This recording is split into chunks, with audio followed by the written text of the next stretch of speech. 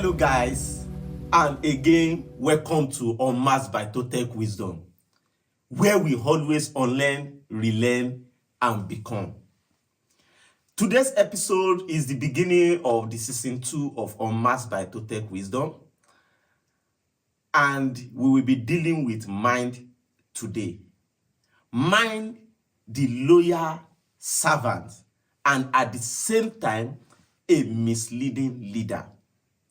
That is a best description of mind. When we make use of our mind, when we observe our mind and use it based on what we need, based on what is in the present moment, that is when the mind is a loyal servant. That is where you can direct the mind whichever way you want. But when you are on autopilot, that you respond to mind automatically, that your mind works unconsciously, that is when the mind is the leader. And anytime the mind leads, it's always misleading. Because nobody, this one we used to say that, I have my own mind, this is my mind. Nobody has its own mind. No single body has its own mind. The mind you think you have is the collections of minds from different people, inherited as you were growing up from different sources. You don't have a single mindset. You have collections of mind, the set of collections of mind. That is what you think you have as your mind. And that is why, in most cases, today, we want to be like someone else. Or even in a single day, there are some times that we make use of many minds without us even knowing. So, in essence, in as much your mind is collections of other people's mind as a result of memory, then you don't have your own particular mind. If you don't have your own particular mind, then it is necessary for you to be using the mind, not that mind using you. Because if the mind is using you, that means many other people are controlling you out of your own consciousness. Everything you know about yourself, about this world, everything, the whole thing that makes up your mind is just combinations of memories.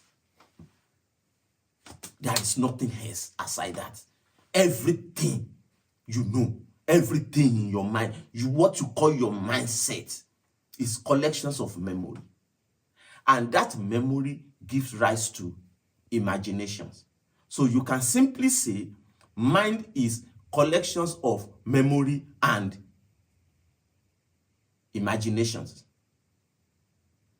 You see why it is necessary you control it and not the other way around.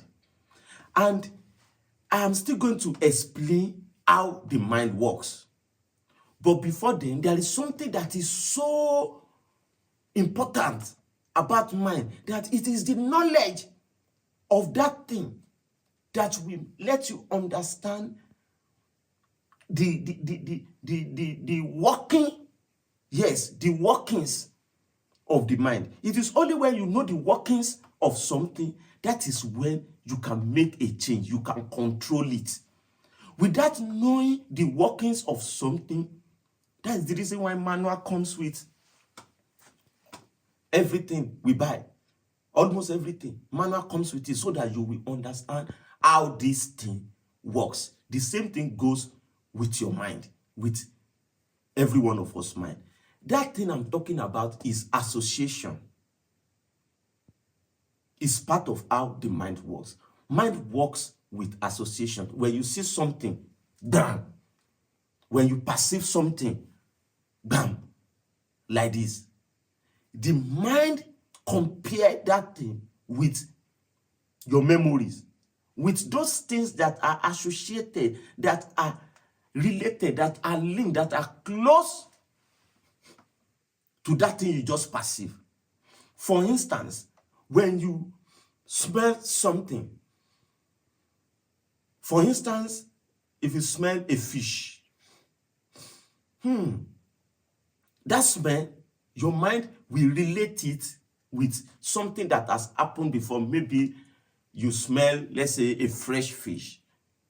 Immediately, the mind will relate it with maybe fried fish, the fish in the oven. From there, the mind will pick the food you like to eat with that kind of fish. From there, it will lead to how you prepare that food. From there, it will lead to maybe the last time you were preparing it, something that happened between you and someone. From there, the topic may change totally to that person. Maybe that person did something to you bad. That is how it doesn't end. But you can end it. Just keep listening. You will see how to quiet the mind, how to be in control of the mind. So now, when that happens, the process is called association. That is how the mind works. The same way when you remember something, maybe a frightening situation or even a pleasurable one, it works the same way. When you remember a frightening situation or you see something frightening, the mind quickly starts to search for how to calm you down, bringing different suggestions of what can be done. You understand? The same thing with pleasure. When you remember pleasure, when you see something pleasurable, when you perceive something pleasurable, the mind quickly start to bring up suggestions, things to repeat that pleasure event, the pleasurable event. It brings up suggestions, different ideas. The process of the mind trying to bring suggestion to help you is the beginning of mental chaos. The mind is just trying to help you, and in the course of the mind trying to help you, it leads to being overwhelmed with different, and you are in the loop. You get hooked in that mental crisis. So now, anytime when you perceive something, or you remember something, or you doing something, and the mind quickly bring up something, maybe closely related, or not even directly related, don't fight it. Don't fight it. The best way to quiet the mind is not fighting it, not being obsessed with it. When it brings a suggestion, when it brings a command, just ignore. Ignoring the mind is the only act you need to master. I swear. The only thing you need in this life, to hack this life, to grasp this life, is to know how to ignore your mind. I swear, once you are able to ignore your mind, to know how to ignore your mind, you are no longer in the game. You are no longer in the game. You are above the game. But it's not something that is so easy, because right from little, you've been practicing obeying the mind. Even that some people have even totally forgotten that they are not the mind, that they are the one behind the mind. Many people believe that they are the same with their mind. But no. You have to create a space between yourself and the mind for you to be able to act with clarity. When you are on autopilot, when you react to the mind compulsively, you are trapped into it.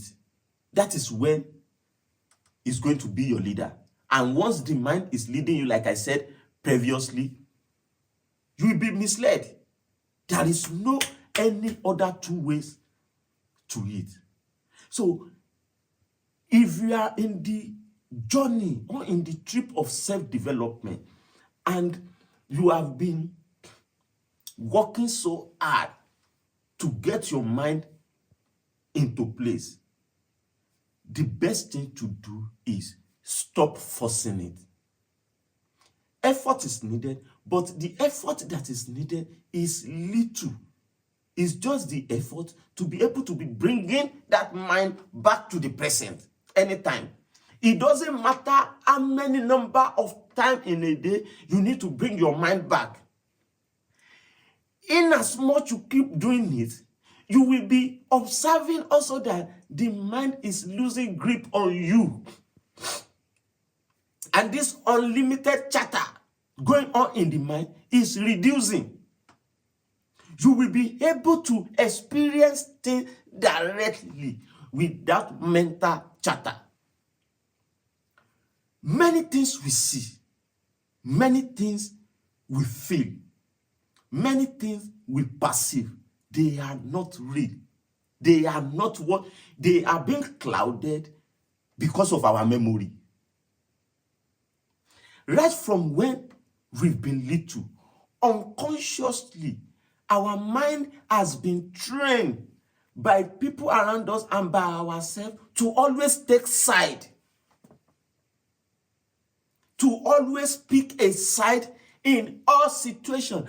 Look at all human endeavors. Everything we used to do, everything, even spiritual, every damn thing, from our personal life to religion, to politics, to work, to diet, to all this fucking thing, we have been taught to always pick a side.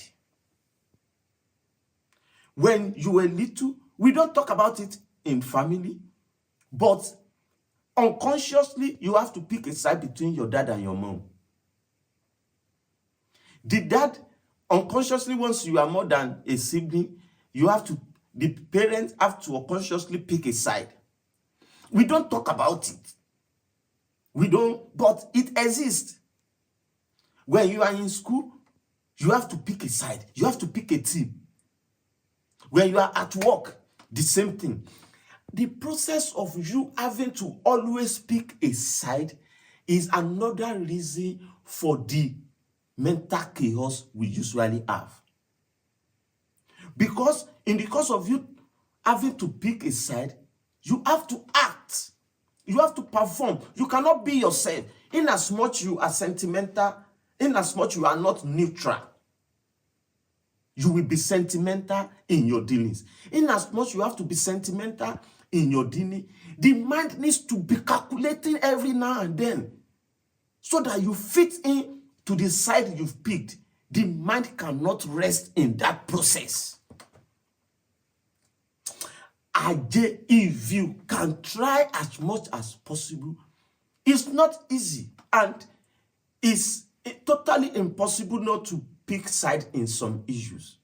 But if you can reduce to the barest minimum the number of sides you are taking in your endeavors, sincerely you will see how beautiful life is. You will experience life in another dimension. You will begin to see things you don't used to see before. You will begin to hear things you don't used to hear before. You will begin to see people for what they are, not for your clouded memory. Are you getting me? It's not possible for you to take side and you being objective with your side. No. You may think you are being objective, but deep down, because of your conditioning, as a result of taking side, you have been clouded with your judgments. Now, once we now stop that, once you stop taking side, that, okay, I don't want to play this game. I don't want to pick a side. I just want to be neutral. One, you will begin to notice that you have to always be present. Yes, for you not to take side, you need to be present with whatever you are doing. Once you begin to be present, you will make fewer mistakes. It's not just something read in books. This is something I am experiencing. I swear. Once you begin to be present with whatever you are doing, you will make fewer mistakes. And in as much you are able to make fewer mistakes, success is a must. It's a consequence. It's not something you run after. Success is a consequence. Many of us, we go all around thinking we are independent with our thoughts. Thinking, okay, this is my decision. But sincerely, most of the time, either you are spiritual or you are not spiritual, most of the time, over 90% of the decisions you are making, they are not yours. They just pass through you. They are collections of other people's decisions, other people's mind. You just inherited them, and your mind is recycling of minds. That is why in Totec, it is mandatory, not really obligatory in terms of being forced, but it is a prerequisite for you to know yourself. You have to investigate why you are like that. And knowing yourself is the panacea for self-development. You cannot act above your awareness. You cannot.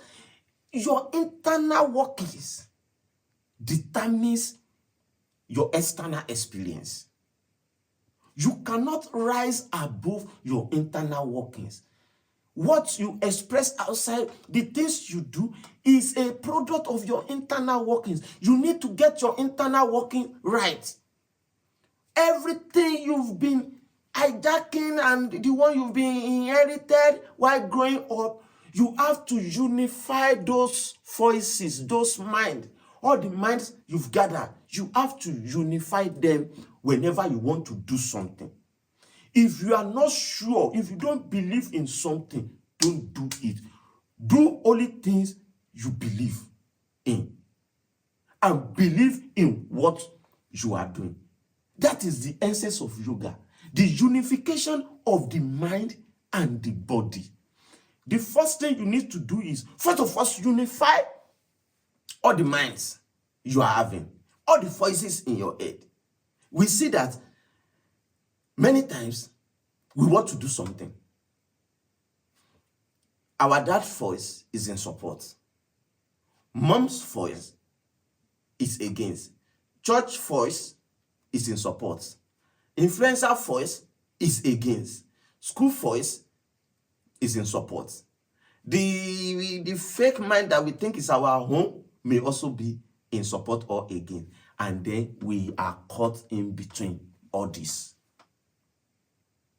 We don't know what to do. We are doing something we are not very sure. We don't want to do something we are not very sure.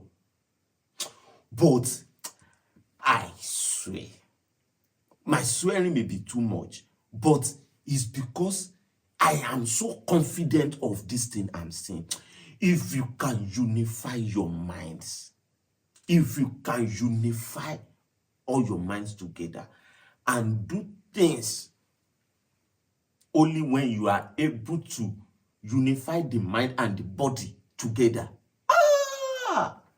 miracle happens. You will be surprised how genius you are. I'm telling you.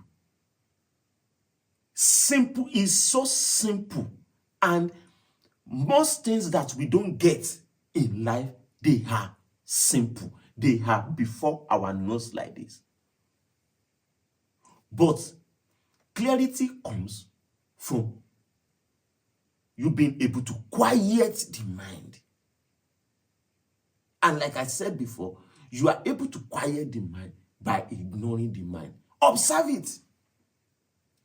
The mind brings horrible thoughts. Observe it. Stay with it. Don't obsess with it. It gives command. Don't do it.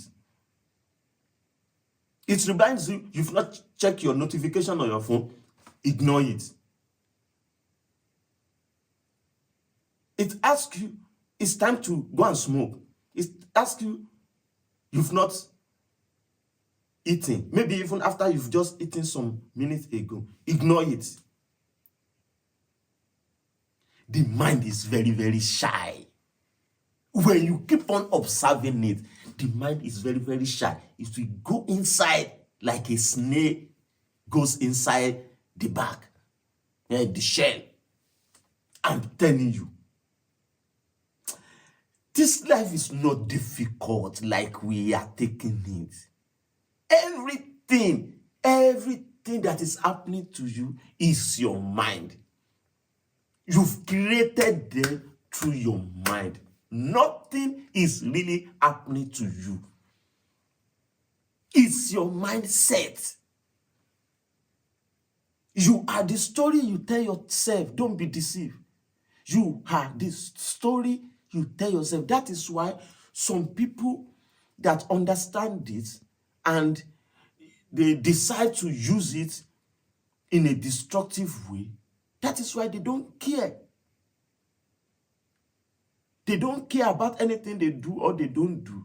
And when the consequence comes, you see them smiling because they know that they had their mind. They are what they make use of any issue. Whatever horrible thing that happens to you, whatever the mind pushes to you, if you can accept it that, okay, the mind is good, that is okay. Thank you for reminding me. Thank you for being there for me. Thank you for protecting me, but in the present now, nothing is happening. I'm good. Keep on repeating it every time the mind is worrying you. There is no promise of you not having any activities in your mind. It's not possible. Because it is the nature of the mind to process, to repeat, and to try to understand things. And also even to offer solutions. The mind is there to serve you. You are not just using it.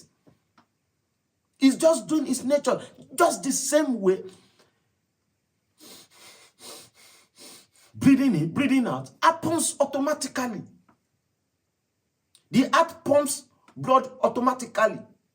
The kidney does its work automatically. The same thing with the liver. That is the exact way how the mind works. The mind is not your enemy. It's there to serve you. You are just being obsessed and being fearful of the mind's nature instead of you to be able to use it. Play with your mind. Don't let your mind be playing you. You yourself, play your mind. You can play your mind.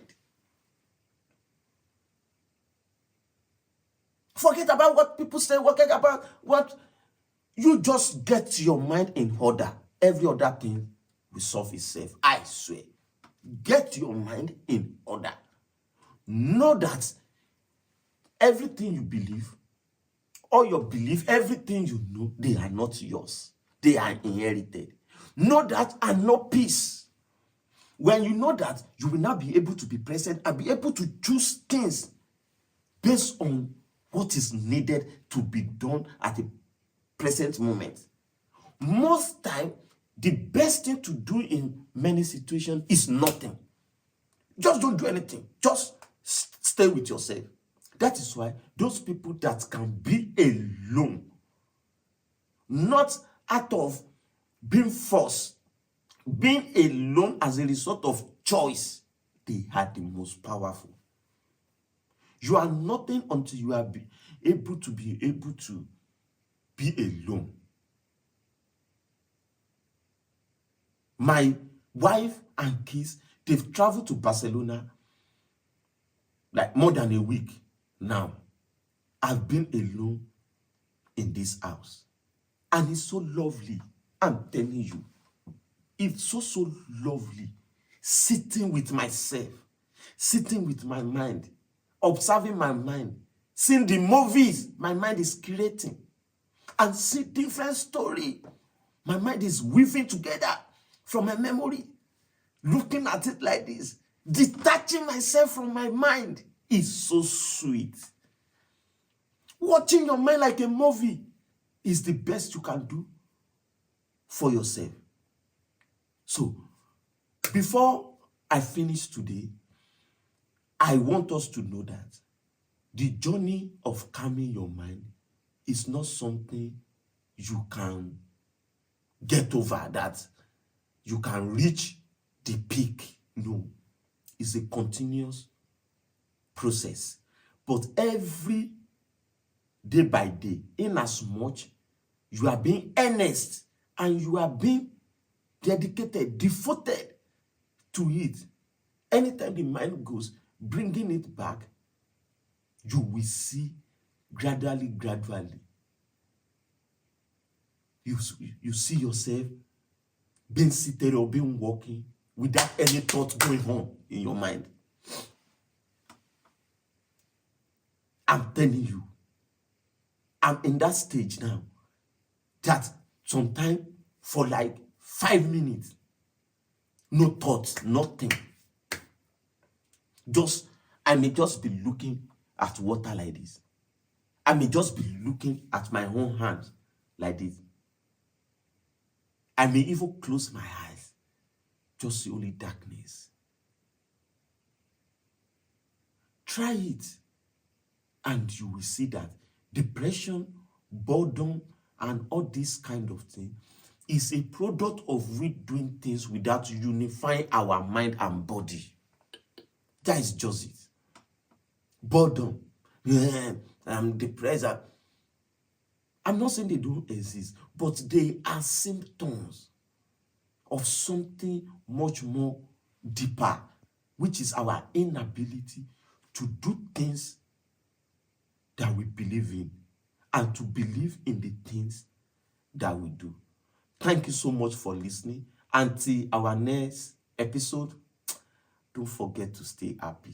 It's very, very important. That is the only thing you can do for yourself. Nobody is going to do it for you. If they give you happiness, you will pay back. And it may be so painful.